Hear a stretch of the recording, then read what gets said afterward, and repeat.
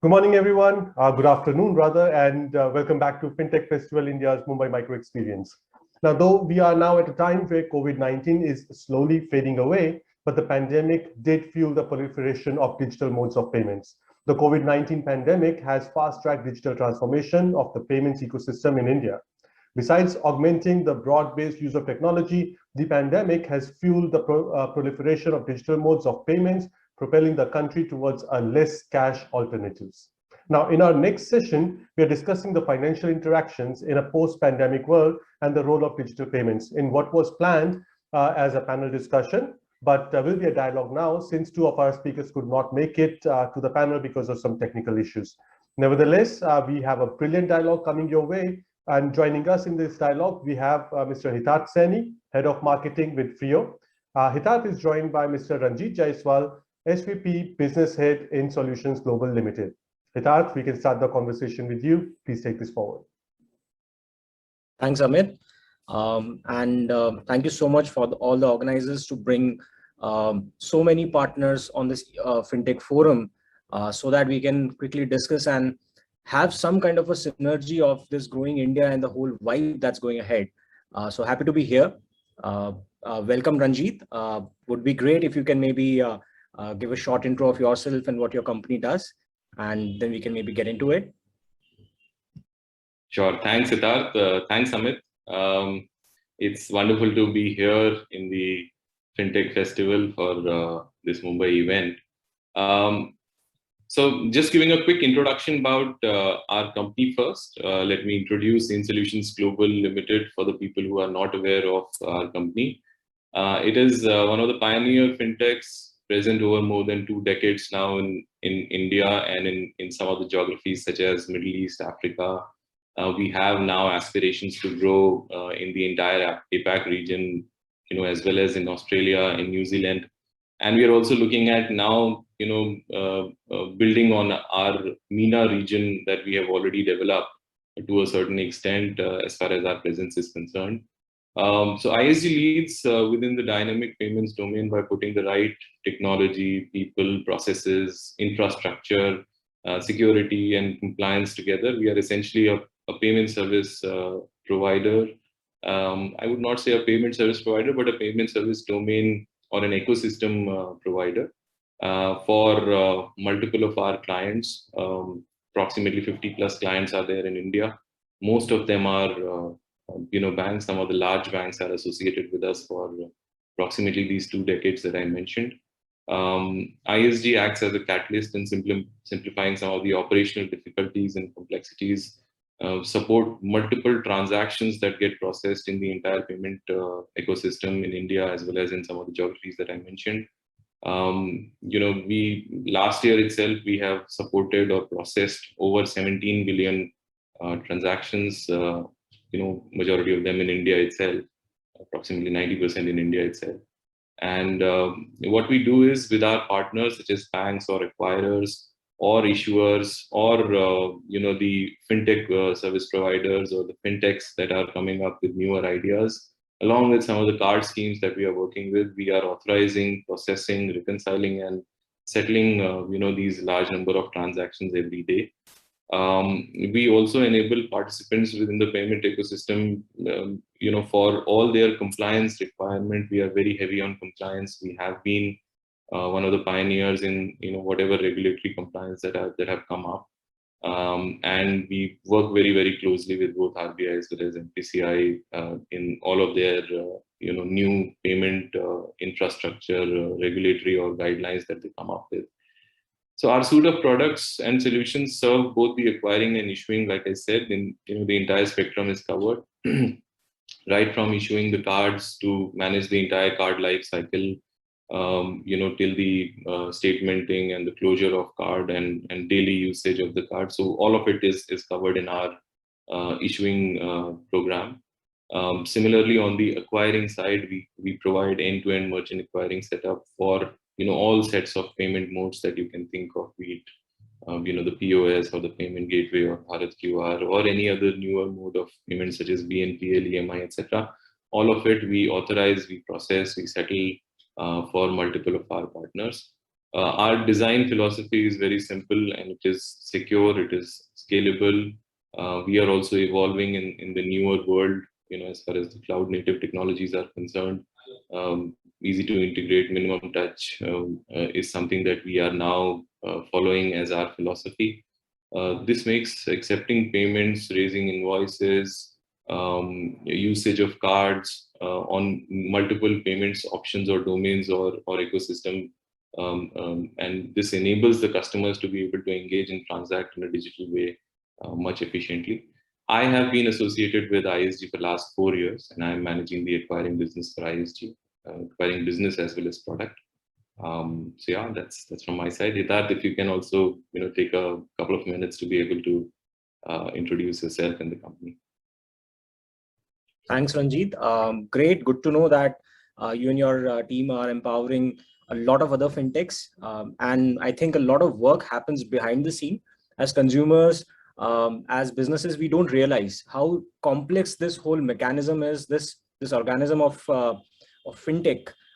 It's a buzzword, yes, but a lot of hard work goes into from a lot of people just to make things efficient to the next level. So good to know your side of the story. I'll maybe take a couple of minutes and introduce Frio, which is India's first credit-led neobank. We are a new brand. However, our products have been empowering India and its consumers for the last 5 years. One of the flagship product that we have is called Money Tap. It's India's first credit-led credit line, app-based credit line, which is there, via which we have been able to disburse more than 5,500 crores of credit. It has around 17 million plus installs. And not just that, I think from the larger Frio offering, we have other products as well, which are under the kitty of buy now, pay later, a digital savings bank account that's there. There are products which are empowering consumers to understand how their credit moves, understand what their credit behavior should be corrected. Products like Fit Credit. So there are a lot of these products that we have been building, and we are here to revolutionize the way India accesses credit and the way India accesses banking. That's Frio. I've been one of the founding members at Frio, and we've been in the market for last 5 years. With that being said, maybe I would just ask you quickly that how has the pandemic been for you and your company? How it has been, and what kind of challenges were you facing when suddenly the news was breaking to you? What happened? Sure. Thanks, Hitat. I think it is one of the most pertinent questions that people have been asking over the last, I think, 1.5, 2 years, of how the entire industry has coped up with different situations, difficult situations, and it's not only the businesses, but I think common people at large, the entire humanity has been adapting to newer ways of living, of their day-to-day activities. We were also challenged at the beginning. Let me say that. Like I introduced ourselves, we are largely working with the banks and the financial institutions and some of the fintechs in the geographies that I mentioned. And all of it suffered largely, especially during the first lockdown of those 3-4 months, starting from April to July. I think those were the most challenging times for all of us.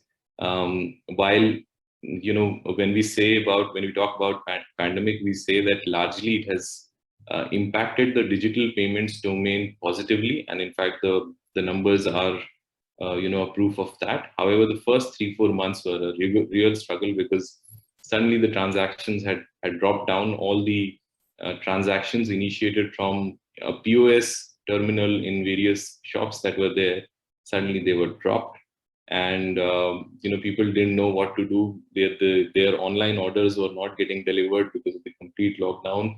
So multiple issues were coming up. People were refunding their monies from whatever they have already paid. There were a lot of chargebacks which are coming up because of non-delivery of the service or the product that they have already booked before the pandemic, or just at the start of the pandemic. And I think there was a lot of chaos. A lot of our teams, are also based out of banks' premises because we, give on-prem solutions to a lot of banks, including one of the largest acquirers in the country. To be able to help them manage their day-to-day routine business was one of the biggest challenges. This lockdown actually also brought out a lot of innovative ideas to be able to support the clients that we have been supporting. Just one example, or just to cite an example, we support, like I said, the biggest acquiring bank in the country for processing their millions of transactions daily. Almost to the tune of around 12 to 13 million transactions are getting processed at one site itself. And despite all the challenges of people not reaching to their systems, we've never missed one single day of settling of those transactions that got initiated the previous day. And that has been really a very big milestone for us, because that's the pedigree that we set up for ourselves, to be able to have this uptime at all points in time, and to maintain the business continuity. I think that was the biggest challenge. But despite all these challenges of people not reaching their systems, etc., and those millions of transactions to be settled, I think we fared quite well to be able to create secure pipes, providing work from home facilities. Some of the people didn't have laptops. We provided all of that. I think our admin team did a wonderful job to be able to ensure that our uptime is always maintained and we don't lose a single transaction, like I said. But after those first 3-4 months of troublesome time, I think we evolved. Everybody evolved. Everybody learned. We learned new way of living, new way of spending, and this was actually aided by the shift in the consumer behavior of moving to digital payments. Everybody started using digital payments as the mode to spend, to get any essential initially, and then those non-essential items once the the restrictions started lifting. The pandemic has really fast-tracked the evolution towards a cross-channel world, and we saw that even though consumers could buy in-store or online before pandemic, but many consumers still preferred cash, especially in the tiers 2, 3, and 4 of the cities in India. That really changed dramatically. During the pandemic, we have also seen that the rise of local marketplaces, and the examples of Dunzo and Blinkit and all of that has really paved way of how quickly the local communities could be served using digital payments as the mode. I think that is something that also we learned, we evolved from there. Contactless payments became the norm for the NFC transactions, or the QR based transactions, or our stellar story of UPI, which is continuing to grow. I think that is one of our hero products as far as India is concerned. So I think that is the UPI that I'm talking about, with the recent number says some 4,000 crore plus transaction in a month, with more than 8.5 lakh crore value. I think that has really paved way for the newer way of spending for Indians. So we started clocking pre-pandemic numbers, I think, within the first 5-6 months of pandemic, and I think we survived that 5-6 months. But we learned a lot in those 5-6 months. This also helped us in innovating, as most of our brilliant minds came together during these pandemic times, and we first addressed the business continuity, like I mentioned, but then we also came up with some of the really path-breaking innovations in this pandemic time. One of the examples is ISG Authify for seamless, no-contact customer and merchant onboarding, following the entire regulatory gamut of compliances for banks, etc., that we came up with. I think it really helped our banks to be able to onboard their customers and merchants, and self and assisted mode both were provided. I think this is something which we were working on it, but I think it took some impetus in the pandemic time. We also consolidated all the entire set of our products, especially in the acquiring side, and we created something called Genius Global Platform as a Service, with inbuilt compliance embedded as part of transactions and service. So, like I said, we've been very, very heavy on compliance, and we wanted always that to be our that to take precedence in all our operations and services. So this is, again, like I said, best in class cloud native architecture, which is scalable with ease, as we earn a presence and a market share in India and internationally. This will bring our entire offering in a plug and play product for a lot of banks, acquirers, and merchants. And this has been working very, very well for some of our clients, not only in India, but internationally as well. The most exciting part was we actually earned a lot of contracts during this pandemic time, despite whatever difficulties we faced initially. I think this really worked well for us. The other innovation that we brought about was something called tap and pay, where a card could be tapped on a phone and merchant can accept the payment, not having the POS device or not having to spend on the POS device. That is something that we also came up with along with our bundled omni-channel merchant app called ISG Pay Smart Merchant, which accepts all the payment modes, right from UPI, QR, to BNPL, to EMIs, to this tap and pay that I just mentioned. So all of these payments could be accepted at one go, including the request to pay transaction. This really helped some of the merchants that we are serving through our banks or directly, to accept the payment seamlessly. And I think this is something that we have done during the pandemic. I would rather ask the similar question to you. How has pandemic been for you and your company, and how have you dealt with? What all is the learning that you can probably share with us? Sure, Ranjit. First of all, great. I think it's a great share from your side on how you handled the whole pandemic situation and how you bounced back.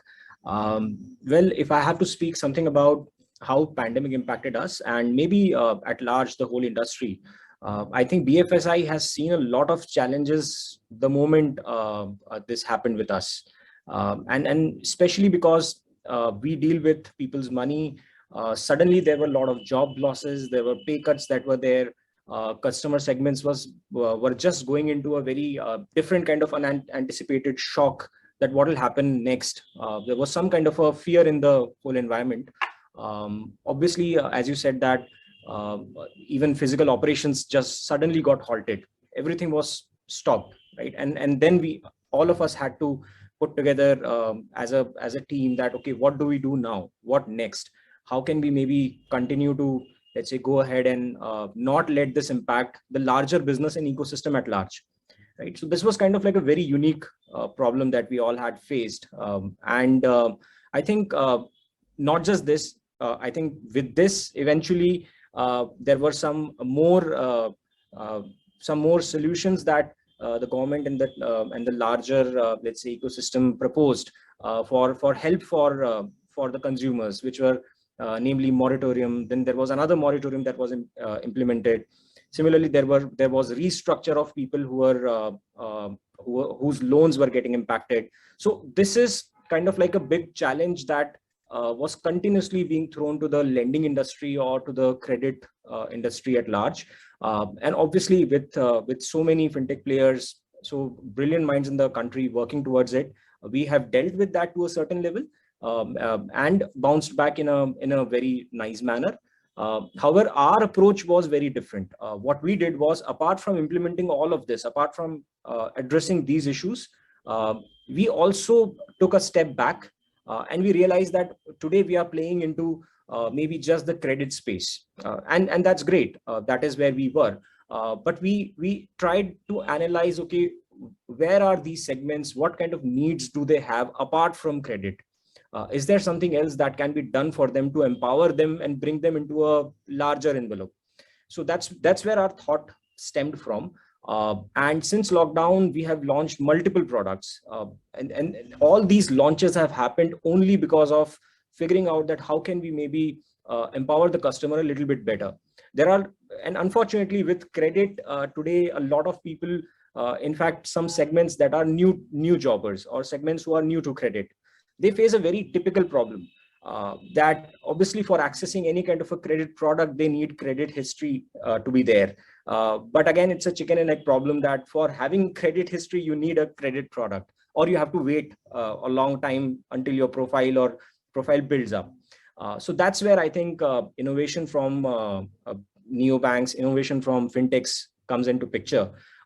We have been working on multiple products which are providing sachet credit to consumers specifically in some of these segments, if we can maybe stop looking at credit in just a black and white situation, rather maybe looking at it from so many shades of gray, which can be dealt with a very, very different nuance. That's where our approach was. And with that only, we built a credit monitoring app. We have built Sachet Credit app in the buy now pay later space. We have tried to add more flexibility to our existing apps and products that we have been that are there in the market. And apart from that, we are also kind of like linking to a consumer's first, I would say, step in the financial journey, which is opening a savings account, investing some money that's there, and then eventually unlocking credit as they go along. So that's been our approach. And I think to a certain level, we are just getting started on this, because the whole percentage of people who are not getting access to quick financial product in this country today is very large. And we have just scratched the surface as fintechs today. So I think that there is space for so many people to innovate and bring more products that are able to empower consumers through their life. So that's where I think fintechs play a very, very important part, and we've been able to, let's say, bounce back in a very strong manner. Great. So I think tremendous insights on how you have evolved in the pandemic. I think the next and very relevant question would be, what do you see the immediate post-pandemic situation be like for a company like Freo, and what do you expect these situations to react to the newer norms after normalcy sometime returns? Great. Yes, I think now some of the dark clouds seem to be fading away. People are getting back to some sense of normalcy that's there. I think a lot of businesses are already showing great numbers on their growth trajectories last couple of quarters. Even real estate, which has been in kind of like a very bad situation over the last few years, is now showing some kind of an upward movement. So it looks like country is bouncing back. Looks like we will be as a whole country and as the whole unit we are coming out of this situation. With that being said, I think digital is the way forward. And pandemic has made everybody realize this, that it's not really an option now. Now it's kind of like a necessity, that if you are not able to provide a service digitally to consumers, then maybe we need to, as ecosystem players, we need to go back and work on our drawing boards again. This is the expectation from consumer side, that they should not be really taking a lot of time to kind of like access products that they want in the digital space.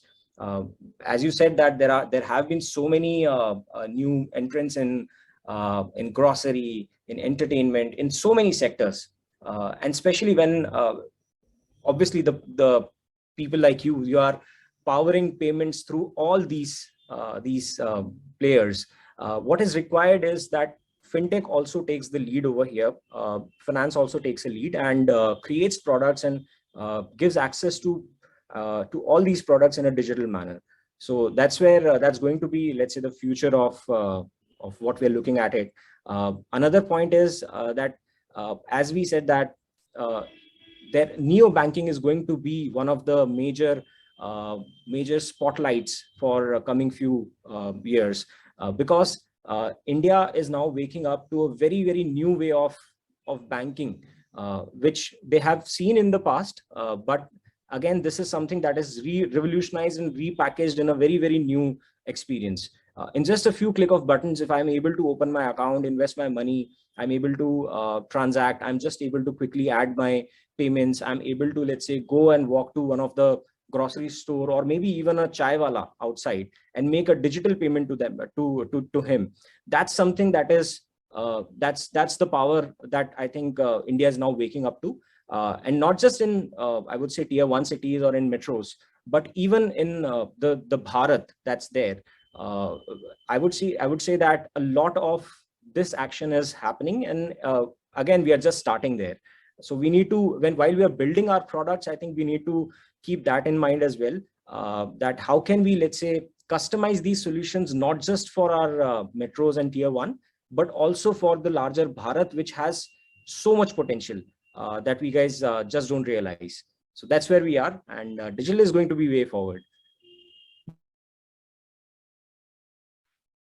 Yeah, I completely agree with you, Hitarth. In fact, like you rightly said, the pandemic has changed the consumer behavior, like I was earlier saying, and I think it is not only for the tier 1 or the metros, but I think all of the tier 1, tier 2 cities. I belong to a small city, Varanasi, and we have seen the change there as well in the consumer behavior, or the way that now the consumer is spending. Most of it is digital now, and people are now reacting to situations like pandemic in a much more positive way, and like you rightly said, there is a good enough and decent push from the regulatory bodies and the government as well. And they are making it more conducive for players like us, players like you, players like so many other fintechs who are coming up with some brilliant ideas to be able to create that disruption and make it very, very easy for the consumer to be able to get served in the way that they want to. So I think, as mentioned earlier, the return of normalcy is something which is now looking at us. So we are also looking at making some tweaks and changes in our set of ecosystems. Like you rightly said, the fintechs have taken the lead in the last 5 to 7 years in shaping up these consumer behaviors, starting with the metros, but now also going forward to the tier 2, tier 3, tier 4 cities as well. In fact, some of the regulatory push, such as the PIDF initiative that they came up with, especially focusing on tier 3 to tier 6, and a very special focus on Northeast. I think, ideas like that and pushes like that will really build a very, very strong platform on the post-pandemic digital payment or digital acceptance as payments ecosystem. I think it will really help the entire ecosystem. We have seen, like I said, P2P payments, the QR based payments, UPI. There are multiple use cases of UPI which are coming up. You mentioned that the lending space, how it is opening up, and the app based lending or the virtual lending. There are so many use cases coming in these spaces. I think they will really pave way for a newer way of especially the spending pattern as far as the consumers are concerned, and we are very hopeful that this will eradicate some of the cash management challenges that I think the regulator and the government has been facing for some time, and they've taken wonderful steps to be able to eradicate that. We also know that most of these transactions are happening on smartphone, and the emergence of smartphone in the last 5 years has really helped this. Some data says that 82% of the at least the online purchases in the year 2021 happened over a mobile device. That itself is a testimony that how a mobile device is going to disrupt the entire entire ecosystem. So the P2P or the P2M real-time payments, the NCMC cards for transit, the smart orders, the multi-purpose payment cards, one of which I think you are also working with larger loyalty platforms. All of this are the newer things to look forward for. In all, we can say that the digital is becoming a default for the customers around the world. It has to be now, because if we have to stay connected, and we are anyway getting closer, and that global village term, which has been there for 20 years, is now actually coming into shape. We have also done some of the changes at our end. The platform that I earlier mentioned, we are intending to expand into the digital space of merchant and consumer services, partnering with multiple fintech players. Some of the small-time fintech players are approaching us when they are beginning their journey, and we are trying to help them their aspirations of becoming agile and customer centric is something that we also want to. So there is a specific fintech partnership program that we are running, especially in the payments domain, where we can give some early breakthrough as far as some of the components of their processing that we have been championing over the last 2 decades. So that is something that we are also doing from our side. Plus this global platform as a service that we have come up with. We would like this to be recognized as partners to banks and friends to the merchants and the consumers. We really want to go into that space with the confidence of government and the regulators in addressing their end goals, which is less cash, more digital. I think everybody is looking at that. So yes, we are also doing our bit to scale the digital payment future in India and across the world. And Ranjit, maybe just to add, as you said that there is a focus from regulators and from the government.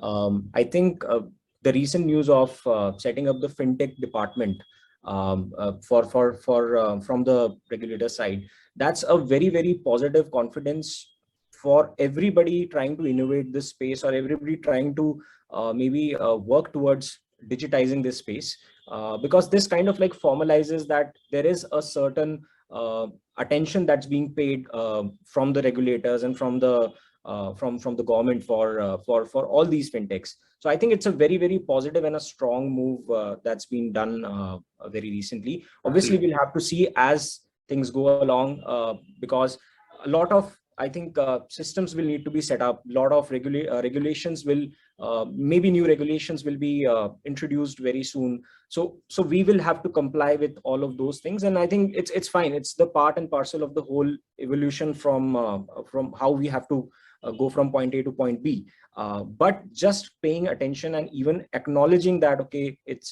there's going to be something like this is a great and a positive move. Absolutely. In fact, just to add to this, Siddharth, the registered fintechs in India are more than 5,000, and approximately 1,000 plus are getting added every year, at least in the last 2 years. And I think government has taken some beautiful steps to be able to at least give them the initial impetus which is required by the fintech. Multiple incubators are there, multiple grants are there. Government is backing, a lot of colleges and universities to be able to create incubators, and they are giving large grants to, some of them. I have done a course from IIM Calcutta. They are a big incubator as far as, and they receive huge grants from the government. And that's what the professors kept on saying, that whenever you have a small idea, please bring it to us. We'll back you, all the way.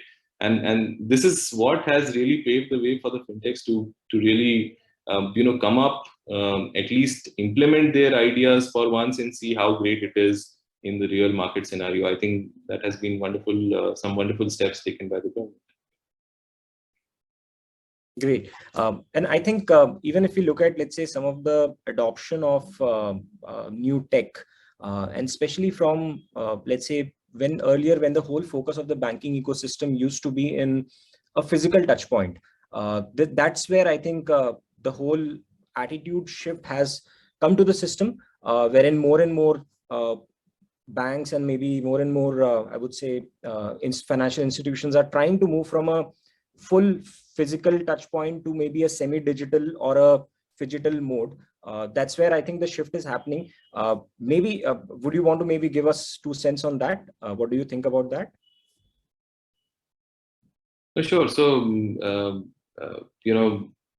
hybrid in all forms is the gray is the new best color is what people keep saying. So hybrid is going to be there. We are also facing and feeling the same. So people say that in our industry, at least, people kept saying in the pandemic time that cards will actually go away, that POS terminals will actually go away.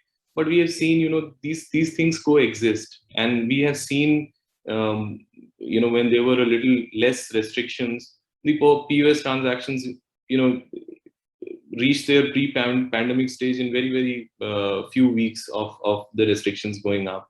We've not seen any dip in the cards getting issued in India, the physical cards getting issued in India.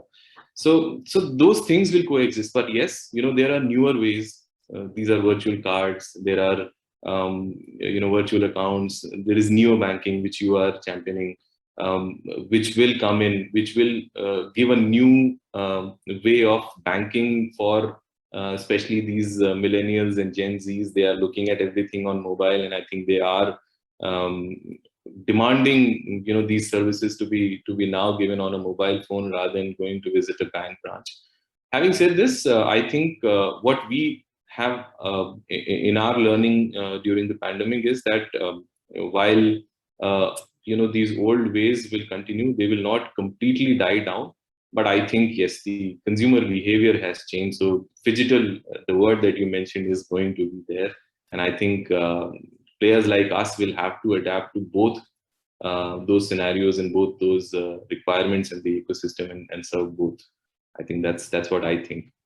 Sure. And I think, see, because of this whole phygital adoption, even for large banks and ecosystems, the cost that they incur today to maybe manage and set their service levels to a certain standard, which requires a physical touch point, which requires maybe infrastructure to be invested in, for a branch to be there, for a whole process to be there, it has its place. However, if you look at, let's say, fintechs, if they have to maybe jump on this opportunity, they are now changing behavior and expectation for these consumers in such a manner that, yes, a physical card might take maybe 3-4 days to reach you, and then there can be an activation process which is required from the current process. However, a virtual card is readily available at that moment, the moment you get the card issued to you, and you can start shopping. So maybe even for the next 4 days, you don't need to wait for your physical card to be done. Obviously, when we are innovating on all these kind of processes, we need to also cover some part of fraud and some part of maybe risk mitigation that is required over there, because it's not going to be a very, very easy journey suddenly. Because some processes in BFSI are there for a certain reason. They've survived there for almost 20-25 years. They've been efficient over there. However, it's a challenge for us, and that's where we need to jump in on how can we maybe manage and navigate both the positives as well as the negatives of this kind of a archaic system that's been there. Any thoughts from your side on recent, I would say, yes, there has been a great surge on transactions via UPI, transactions on online digital transactions. But unfortunately, as that happens, there are some leakages, there are some frauds, there are some digital mishappenings that happen to consumer. Obviously, this is an unseen situation for them. What can maybe fintechs, what can the ecosystem do to maybe make this a little bit more foolproof? Any thoughts on that? Sure. So I think, see, I'm a big fan as far as the compliances are concerned for our regulator. I think they've taken some wonderful steps. The two-factor, a very simple idea of a two-factor authentication for any card transaction, or for that matter, any digital transaction, I think is a brilliant idea. We're still struggling to be able to, implement this as an idea, because they've not been able to change the consumer behavior, so to say. But yes, for any fintech who's coming up with a brilliant idea, I think, like you rightly touched upon, security, or the consumer security as well as the transaction security is I think paramount. If you are in a financial transaction business, I think before building the design of the product, I think the first layer should be the security layer, and that should be worked upon before even you reach your final goal of what innovation that you have brought in. I think this is what we have learned in our business. Like I said, we are very big on compliances. We have been assisting some of the banks on their entire gamut of compliance requirements. And like I said, we are very, very clued on what the regulator brings in. Take the example of a very simple tokenization, although they had to push it for another 6 months. But I think this is something which is going to bring more security for a transaction where a customer's card has to be stored. If I store, I was worried when I was storing my card on any of the marketplace sites, because anything can happen at any point in time. These people who are opposite end on the opposite end from us, they are also brilliant minds. They are finding ways and means to be able to get those transactions hacked, and various things can happen after that. So some of those steps are really pertinent. And I think as an ecosystem, I think as a entire fraternity, I think we should stand up for security and compliance as one of the largest deliverables as fintech players. Sure. And maybe even what we can do is, there can be maybe and there are some of the independent bodies that are already set up within different financial sectors. However, there can be maybe a mutually built body which helps other fintech players, which helps other ecosystem players to maybe be a bit more wary about some of these things. So if somebody has seen some level of happening from somebody else, maybe others can be prepared for it. Obviously, we are all in the same boat right now. We are serving the larger ecosystem. We have our own competition. We have our own ways of dealing with situation. But if we are together, if there is an independent body that is helping us do this much faster, we can maybe learn from each other's mistakes as well. And be better prepared for the next time. And maybe I would just take a minute more to also ponder upon how have, let's say, especially with buy now, pay later, with a lot of other models that are now coming into picture, how can maybe lending adapt to this in a real time? Obviously, and this is something that is a very unique question, and I think it's not so easy. There is a reason why when lending players are assessing a profile, when lending players are trying to figure out whether they should take a risk on some profile, there are multiple factors that they need to take care of. And within that itself, I think there is some kind of a nuance changed that has changed over time for maybe looking at the same problem statement, but not just by figuring out what are the risks, but also by figuring out what are the potential for a particular profile that looks a little bit maybe odd.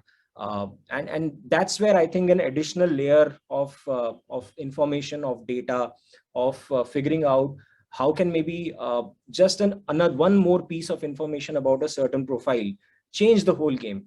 Because as we look at risk, as I said, we have to stop thinking about it like a complete black and white solution. It can't be a black and white. It has to be something which is leaning towards either we take risk on a certain profile, or we don't take the risk. Is it worth it, or it's not? Or is there maybe a little bit more information or a little bit more process that can help us build more confidence on maybe taking that chance that risk officers or risk teams are looking at. So maybe that's something to help us maybe go ahead in dealing with some of the problems with the new models that are already there. Sure. In fact, account aggregators are brought about primarily for this purpose, so that the data dissemination can happen seamlessly, for people who are bringing in these innovative ideas, especially to the segment which is new to lending. I think a lot of fintech players are trying to solve that problem of a new to lending customer who does not have any credit history or background. And I think multiple such offerings have come up, and I think they have built their risk engines so beautifully. And I've seen one or two of them myself, and I'm super impressed by how they have taken the social media footprint also to be able to include in their risk engines to be able to underwrite a prospective customer. I think that is brilliant. Having said this, I just want to touch upon one quick point on what you said. We definitely need to build a community so that the information can be passed on seamlessly, at least in the spectrum of security and compliance. I think that is something which is a requirement. Some of the agencies like PCI and IMAI are working on these lines. But yes, there is a requirement of community building, especially for the fintech set of players. I think Amit is saying that some couple of minutes are left. So, but I think this has been wonderful, Hitarth. I think great learning, great insights from whatever you have brought about today. These dialogues really help us understand different businesses, and I'm very glad that this became a dialogue more than a panel, which has very limited scope, so to say. But I think we touched upon some wonderful points. Thanks so much. Thanks, Ranjit, for all the insights and great viewpoints, especially like on all the payments part, and that's something that I think is going to help all the listeners, all the viewers, and even me to understand a little bit more about the ecosystem. Sure, thanks, FinTech Festival team. Thank you so much. Thank you. So thanks for such an insightful session and discussion to Hitarth and Ranjit. And Ranjit, as you just said, definitely the dialogues add more to the conversation. And I'm sure that we will have you for more dialogues, more such dialogues and fireside chat in the future as well. So we'll keep working towards that as well. And with that, for our audience, it is time for us to move on to our next session, which is an innovation talk on financial and social inclusion via Sciences platform. This is the RBI CCIL use case. And to join this session, head over to agenda page and go to our platform and click on the next session. We will see you all in a moment's time. Thank you very much. 5 minute में account setup और trading शुरू। हाँ कर सकते हैं। नहीं कर सकते। लगी शर्त और हारा तो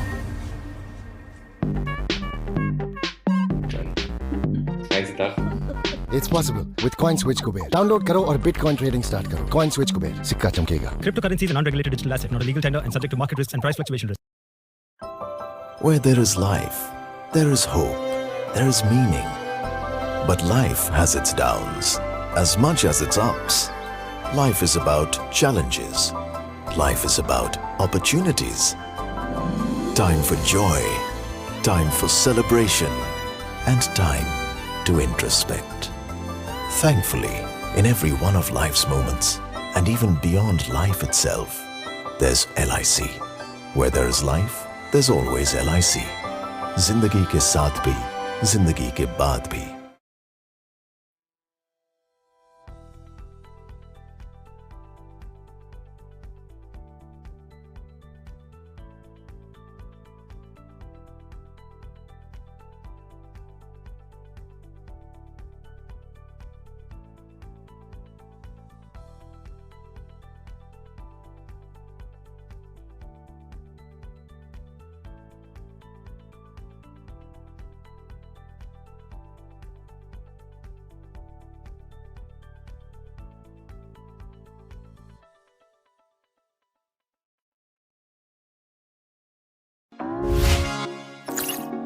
Welcome to Fago, a pioneer in the world of intelligent open finance. With our full-stack open finance platform, we enable companies to understand their users' financial behavior across various use cases, making finance engaging and actionable. Fago's developer-friendly product stack helps clients with friction-free user onboarding and authentication using trusted account information. Connect and aggregate your users' banking transaction data from any source, either any of the account aggregators or directly from any core banking solution at flexible intervals. Enrich and categorize transaction data using machine learning algorithms to extract deep behavioral attributes of your users. Understand and act on real-time insights powered by your users' behavior for a variety of use cases ranging from lending, wealth, income verification, frauds, to even branding and marketing insights. Engage with your users by embedding our personal finance management SDK in your existing user-facing app to push positive financial habits and personalize financial insights to your users. If you are looking to engage or understand your user base's financial behavior to take informed decisions, Fago is your perfect partner. With a complete Fago suite, you can now capture what drives your users at every stage of their journey and use it to drive your growth. Plug into Fago and let us do the heavy lifting for you.